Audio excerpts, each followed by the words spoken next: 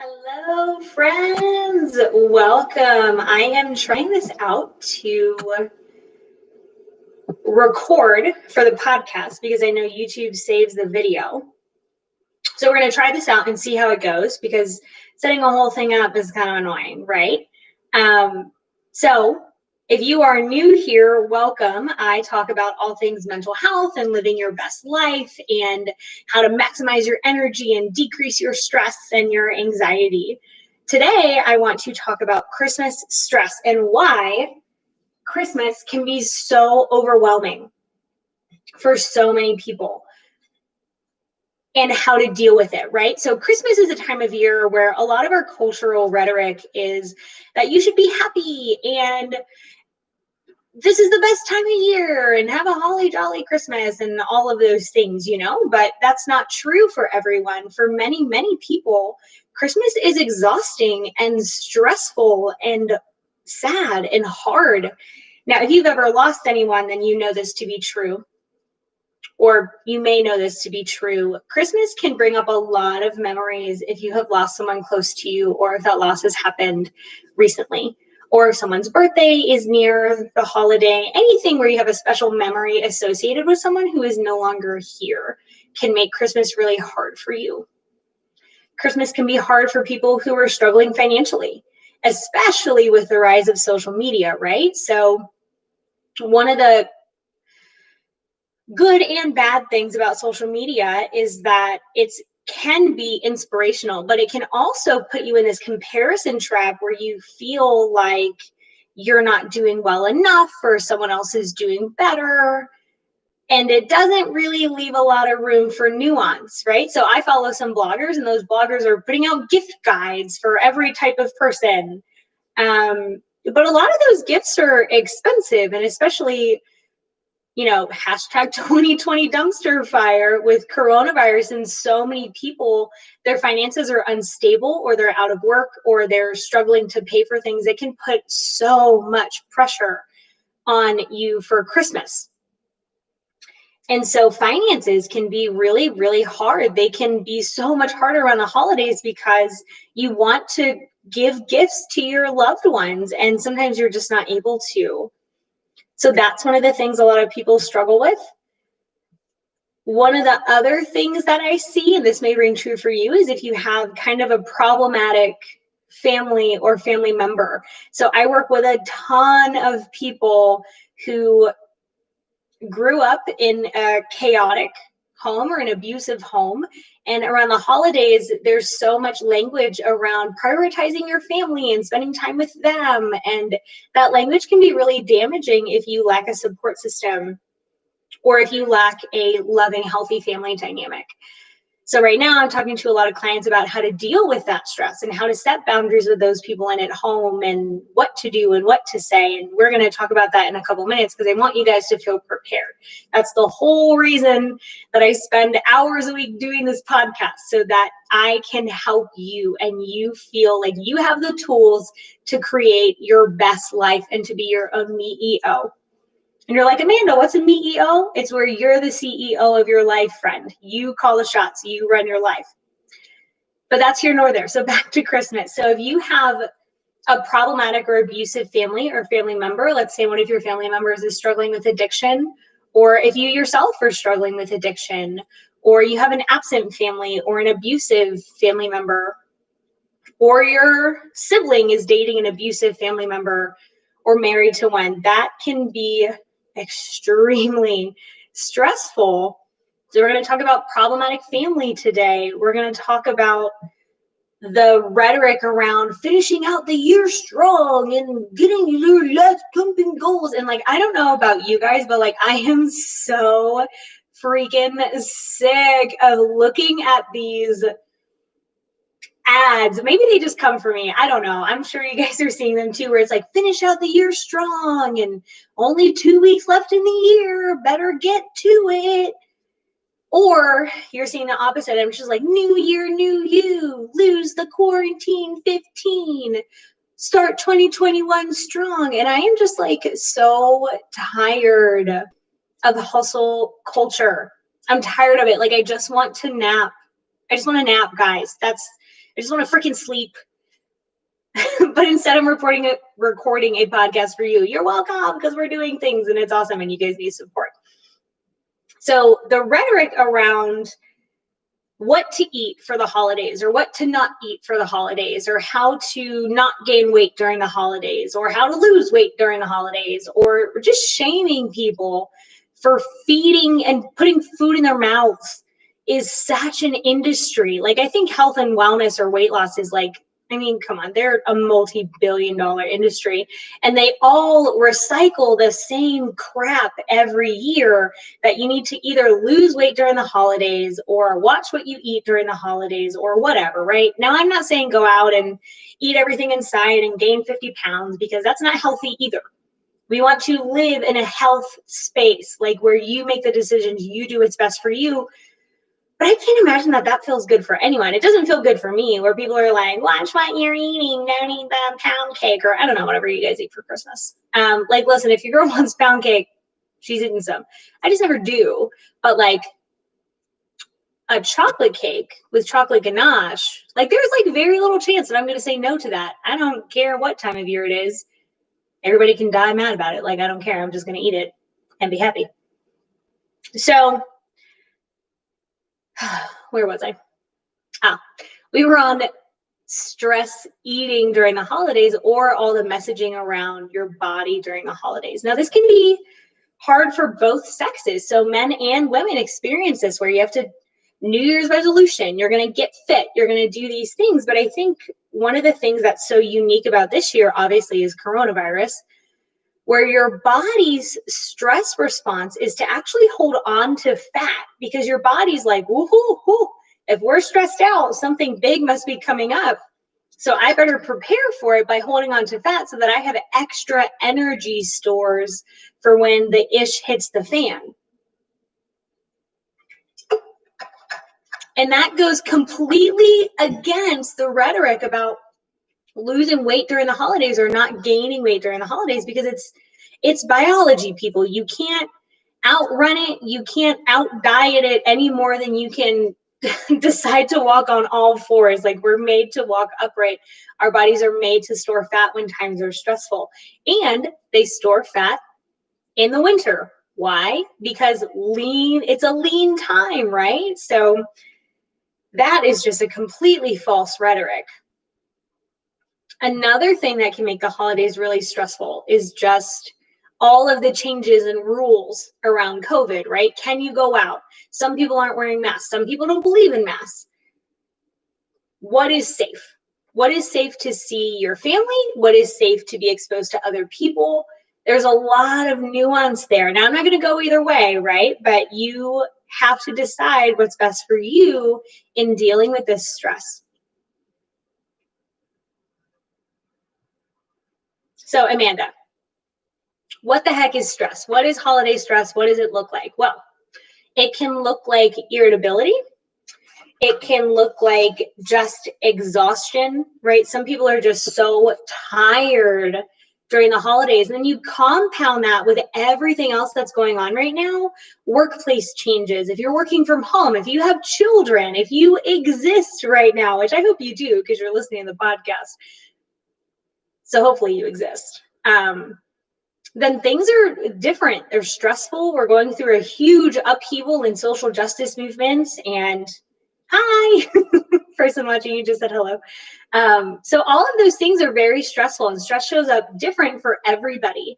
So it can look like irritability, exhaustion. You can't focus. Like, I don't know about you guys, but my brain is basically a bag of cats all the time. So it's a little harder to focus when I'm stressed out.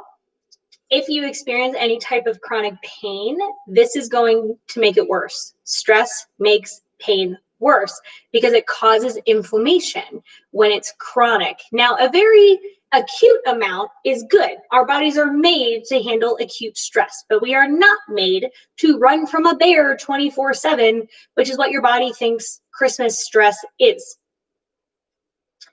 It can affect your sleep. Staying up worrying about how am I going to afford it, or what am I going to do? Or I can't afford it. Literally, oh my gosh, I really don't want to see this family member. Like, I'm so worried about telling them I don't want to come, or I'm worried about the safety, or any of the things you're worried about will definitely keep you up at night. It can worsen anxiety or depression symptoms, especially since we're compounding it with the season. There's less light. It's cold. You're not outside as often. It can be rainy, like it was pretty much rainy all morning. Right now it's stopped. You can experience racing thoughts. Your brain just won't shut off. That's something I hear all the time. There are many more stress symptoms, but those are some of the main ones that I hear all the time. Now, all of these things are a huge drain on your energy, and they're a drain on your happiness, to be quite honest.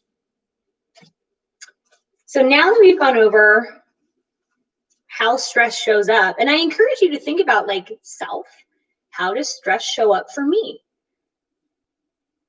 Good question. If we're not aware of it, then we can't really fix it, can we? Now, I'm not just here to stress you guys out more and to tell you everything that can be stressful about Christmas.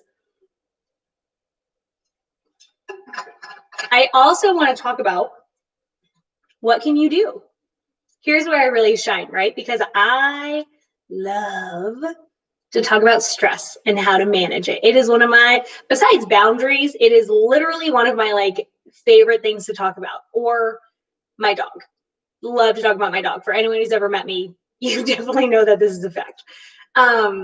So what do we do to manage stress? Chances are you've been doing some things for, well, your whole life, really, because you're alive, so you have stress. But when the ante is upped, when more things are added onto our plate, whatever we normally do isn't going to work anymore because the stress becomes too much. And so we have to match that stress with more skills. So if normally you kind of operate at like a 3 or a 4, then your 3 or a 4 skills are going to work for you. But if we add in winter and we add in Christmas and we add in financial problems and we add in Corona, and now we're at like a 7 or an 8, then your 3 or 4 skills are not going to work for you. Kind of like when you start your first job in the first couple of weeks, you're like, oh, I'm kind of crappy at this, but I have a base skill. But once you're in that job for a while, you start being handed more responsibilities. You need to up your skills in order to keep up with those. So some of the ways that people manage stress, we'll give like an overview and then we'll really go deep into what those things can look like. Some people exercise. Some people, honestly, I sleep more. I just take more naps. You're welcome. Take naps, people. I give you permission. Although probably not at work. Don't take naps at work. Some people take naps. Some people walk. Some people read or do puzzles or play with your kids or your spouse or your dog or your partner. Some people avoid it altogether. We're going to talk about why that's a terrible idea and it's completely unhelpful. Some people try and control everything. Again, another thing that seems helpful, but really isn't in the long run. Some people eat more or less. You ever been so stressed out that you're eating like everything in sight or you're not eating at all? Welcome to humans. We're funny little gremlins. Now, some of those sound productive and some don't, but there's always a spectrum of productivity here. So let's take exercising, right? We'll just go down the line. Let's say you exercise in order to relieve stress.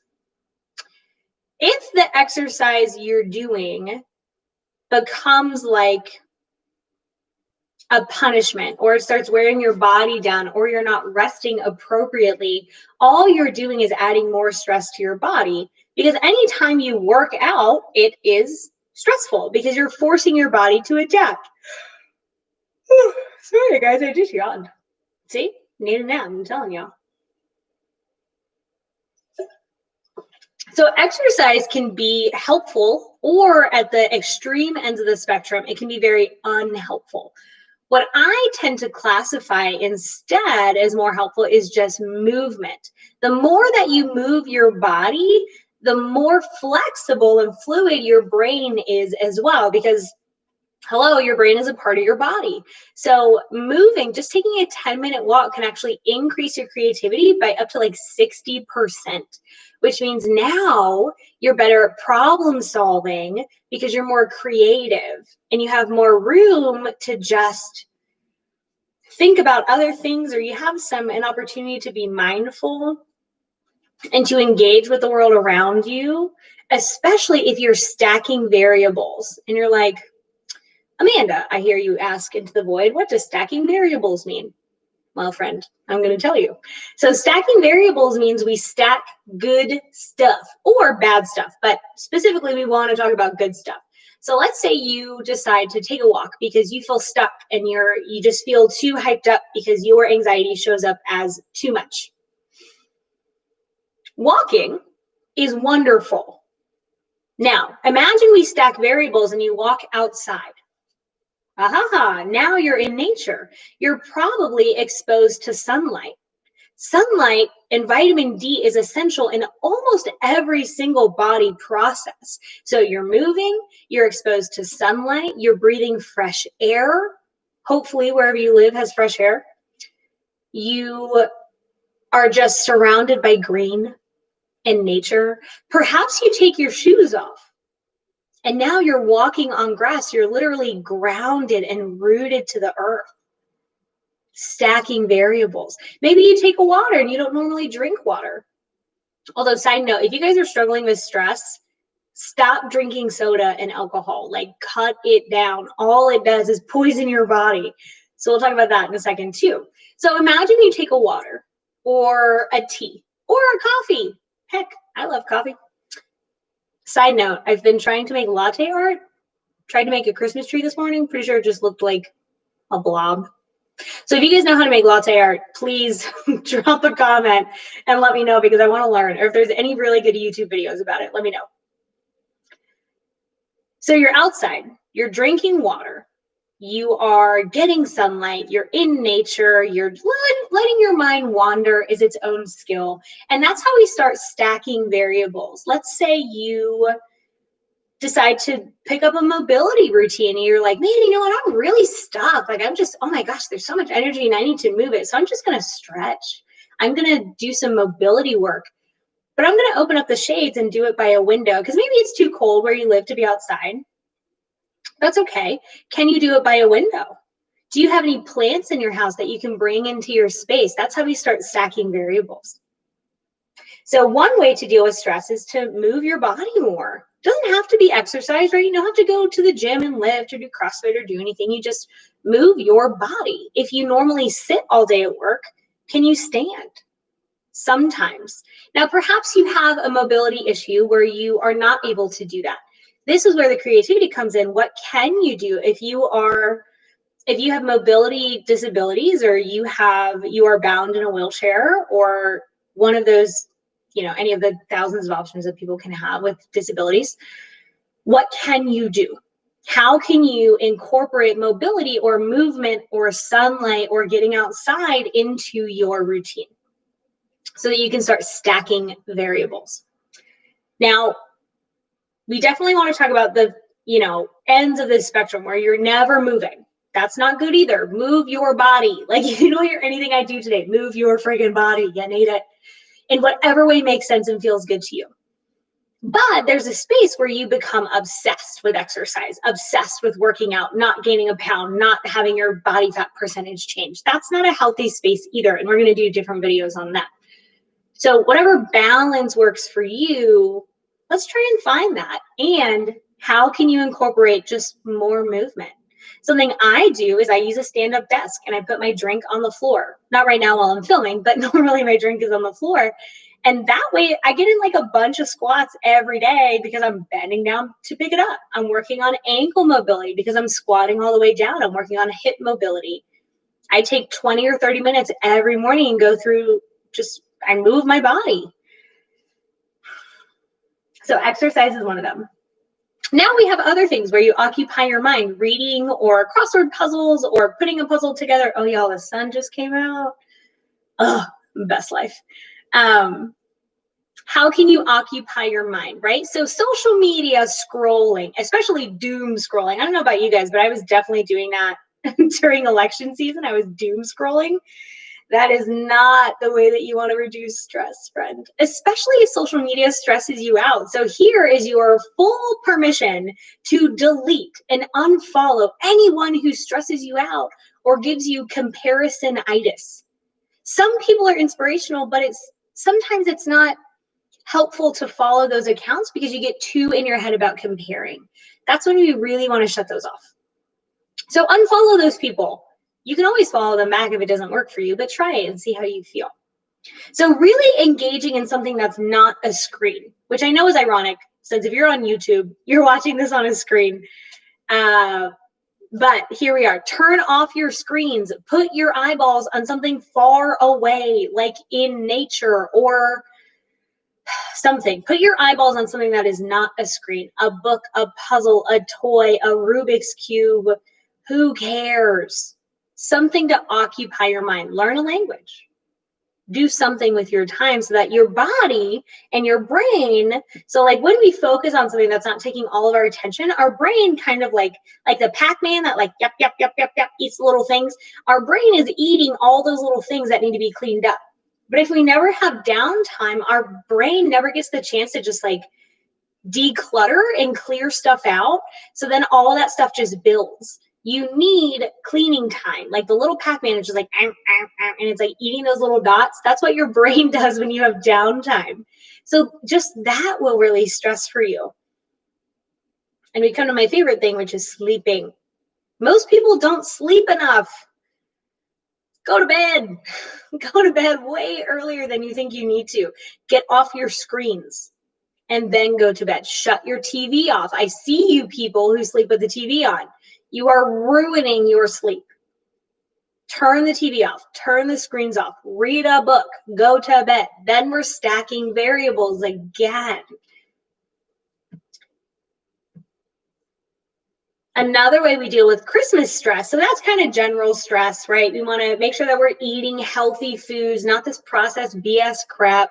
But listen, if you want to treat, do you. Like, do you. If you love those little Christmas, I don't know, tree cakes or whatever, you love oatmeal cream pies, or you have a family dessert recipe that you're just like, oh, every Christmas, this is life. Eat it. Live your dream. But be careful that you're not trying to avoid your stress and get a dopamine hit with your food. Water, guys. Drink water. Replace those sodas and alcohol. So what about Christmas-specific stress, Amanda? I hear you ask into the void. Well, friends, or Hanukkah, whatever you celebrate, right? It's stressful. One of the ways that we deal with it is by setting a budget, especially when finances are tight. And so setting a budget means you're also going to have to take a look at your finances, which I know can be really scary, especially if what you normally do is avoid thinking about your finances at all. You're going to have to look at them in order to set a budget and to set a boundary for what you really honestly can spend. I know a woman who takes out a loan every single holiday season. That is insane to me. That's insane to me. Now she, feels like she can afford it, whatever, but to me, that's insane. Why not just budget for what is realistic for you and then buy gifts according to that? Now, what if your budget is very small? I hear you say. Again, this is where walking that frees up creativity is going to be really helpful. How can you get creative about the gifts that you do give? Are there ways to be sentimental that don't cost a lot of money? One of the things that I see, Pinterest is great for this, by the way. DIY, sentimental, cheap gifts, Pinterest, people. One of the things I think is so cute is to take a family cookie recipe and put it in a mason jar so they can make those family cookies, or to do salt dough handprints. This would be great if you have children to give to your parents or anything like that. You could, listen, go to Pinterest. There's a million freaking ideas on there. But how can you perhaps give a sentimental gift that is less expensive and keeps you within your budget? Now, budgets, along with budgets, come a real talk that you're going to have with yourself, with your partner if you have one, and potentially with your kids, right? So the new PS5 is very smart, and they released it right before holiday season. They're not stupid, guys. They know what they're doing. They know all these kids are going to see it and are going to beg their parents for one. But children have no concept of money, guys. Like no concept of money at all. So then parents feel guilty because this year has been so hard, or perhaps they really can't afford things throughout the year and they want to make Christmas special for them. But it's not always realistic that this is something that you can afford. And so you may need to get creative about what you can buy, or you need to have a really honest conversation with your kids about what's realistic for you and for them. Even though they will be sad, even though they may cry and their little hearts will be broken, you can only do what you can do. And overextending yourself just for a day has some really big consequences. And I don't want to see you guys go through those. So we set a budget. Something I do actually is I set up a little savings account. Most banks will let you set up as many savings accounts as you want. So I have one specifically entitled, well, it's actually entitled MF and Presents, but like presents. So every month I put like, I think $40 in. I can honestly lower that because I don't spend a lot on Christmas. And so at the end of the year, whatever 40 times 12 is, $480, like, what? That's a freaking chunk of change. Now, if you can't afford $40 a month, can you afford 10? Can you afford 20? Then you have $120 or $240 that you already know you're going to spend because you probably have an idea about how much you spend every month or every year for Christmas, and it's already there. Now, let's say you budget out that you're putting $20 a month in. So you end up with $240 at the end of the year. But you're like, oh, hey, man, I really did well, like making gifts instead, and I only spent $200. Now you have $40 you can roll over. Well, you can really do whatever you want with it because it's your money. You can eat it, you can give it away, you can donate it, you can do whatever, right? So setting a budget and having a realistic expectations conversation with whoever you need to have that with. That can be hard. Now, if you need help with that, if you need help talking about how you're feeling about Christmas, I have a phenomenal guide.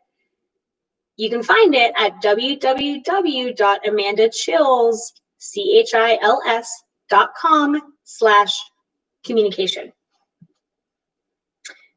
One of the ways that we can support our community is to shop local or to volunteer during the holidays. A lot of people do that. I myself do like the Salvation Army Tree Angel every year because it feels good. Now, should we be volunteering all the time? Yes.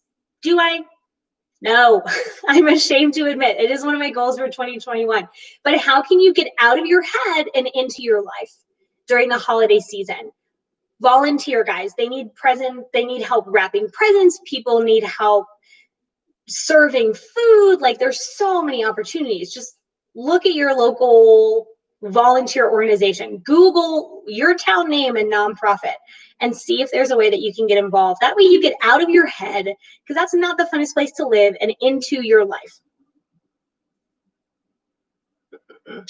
My favorite part, prioritizing your health and saying hell no to things you don't want to do.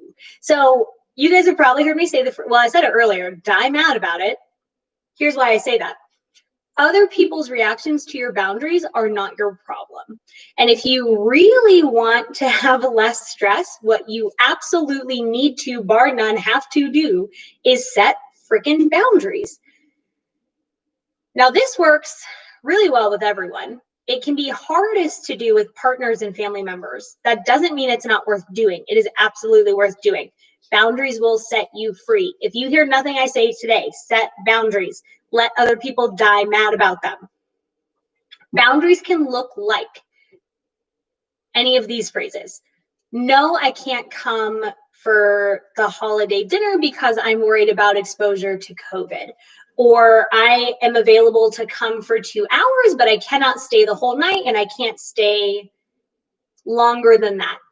If you bring up my partner, my children, my sexuality, I will leave. I will not speak to you if you bring up X. I don't have a lot of money for gifts this year, and so everyone is getting XYZ. Please understand that this is me prioritizing my finances. I'm willing to, oh gosh, I would not think of one now that I was just talking about them. So you are allowed to set boundaries around your time, your spending habits, and your attention. If your family is abusive, you set all the freaking boundaries that you need. If you need help doing that, literally shoot me a message on Instagram at Amanda_Chills. I'm happy to help you. That can be really hard to do, especially during the holidays, especially if your family's manipulative or your partner's manipulative or whoever is manipulative, especially children. Children are really good at manipulating. This is where the die mad portion comes in. Your only job is to live life on your terms kindly and with integrity. That's it. That's the only reason we're here. And to help each other, of course. But we're talking about setting boundaries. How other people react to them gives you a really good indication of whether they believe boundaries should exist and their ability to think about self-care. So people who've never been able to set boundaries very often are confused or angry when you try and set yours. That doesn't mean that we don't set them. It means we set them anyway and release their emotional reaction. Now, we're going to do a few episodes on how to set boundaries and what it looks like and all those things. But for now, I want you to think about, what am I comfortable doing for this holiday? Who am I comfortable seeing and for how long? Now, some people say, Amanda, I don't want to see my family at all. I don't want to talk to them. I don't want to do shit with them. You don't have to. Here's your permission. Tell them I said so. They can at me if they pissed off. But some people say it's the holidays and I don't want to see them, but it's important and it's a tradition, right? So then I say, okay, this is your choice. You're choosing to go see them. How long are you comfortable for? Are there any things that are off topic? Communicate those beforehand. Not that they'll agree or they'll magically change their ways, simply because when you leave, because they don't uphold your boundary, they know why. So for example, if you say, Mom, I'm going to come for the holidays, but if you talk about my weight, I will not stay. I will not speak to you if you bring up my weight or make a mean comment about it. And let's say you get there and for an hour or so, she does well because she's like, oh, okay, she's serious. She's like setting a boundary. And then you decide to eat pecan pie, right? Who the heck turns down pecan pie? Not this girl. Probably people who are allergic to pecans, in which case I feel sorry for you. Pecan pie is delicious. And then your mom makes a comment about your weight. Are you sure you want to eat all that? You know, a moment on the lips is a lifetime on the hips, or whatever like people say. Then, because you already told her what would happen, you say, Mom, I told you that if you make a comment about my body, about my weight, I would leave. Thank you very much for this time. And then you leave. Now that is really hard to do, and it takes a lot of steps in the meantime. I just want to get your wheels turning about what that would look like for you. So again, here's our 5 ways that we manage stress. Maybe 5. I'm really bad about not counting when I'm talking. We prioritize our health. Eat real foods. Move your body. Get outside. Stack variables. Get out of your head. Get into your life. Pay attention to your life. Do something that forces you to pay attention to your life and get out of your head. Connect with your loved ones. Get off your freaking screens. Even though you're probably watching this on a screen if you're on YouTube or you're listening to it. Whatever. Set boundaries. Financial boundaries. Set a budget. Even if you're scared, I promise you it'll be worth it. Take a real look at your finances and what you can afford. Have that conversation with whoever you need to have it with. Hopefully they'll understand. So we prioritize our health. We set boundaries. We do whatever normally works for you. This is a good time to double down on whatever works for you. For me, it's naps. It's getting outside. It's hanging out with the animals. If you are a gym person, if you're a walker, if you like to swim, if you like to climb trees and hang upside down, who cares what you do? Double down on it. This is really the time where that's going to be helpful. Talk to someone. I bet somebody else that you know is very stressed out now as well. It can just be really helpful to connect with that person and to say, holy cheese balls, I'm stressed out. Like, I'm just stressed. Sometimes saying it can be so cathartic. I think that's 4 things. Again, see, my bag is a brain of cats. Jesus, my brain is a bag of cats, and I struggle with paying attention. Oh, we volunteer, right? Get out of your head and into your life. That's another way. That is about it for the Christmas list. So we're going to set a budget. We're going to prioritize our health. We're going to stack variables where we can. We're going to set boundaries, and we're going to connect with others. The last and perhaps most important, give yourself lots and lots of compassion. You have survived a dumpster fire of a year that has been hard AF. You're still here. Sometimes that's enough. All right. That is our Christmas holiday survival guide, guys. If you have questions, shoot me a message on Instagram. If you're listening to this on your phone, take a screenshot and tag me on Instagram. I love seeing people listen to it. And if you could, leave me a review on Apple Podcasts, but even more importantly, tell me about what your biggest struggle is in the holiday season. I want to hear and I want to support. So let me know. Shoot me a message on Instagram at Amanda_Chills. All right, y'all. Until next week, be good.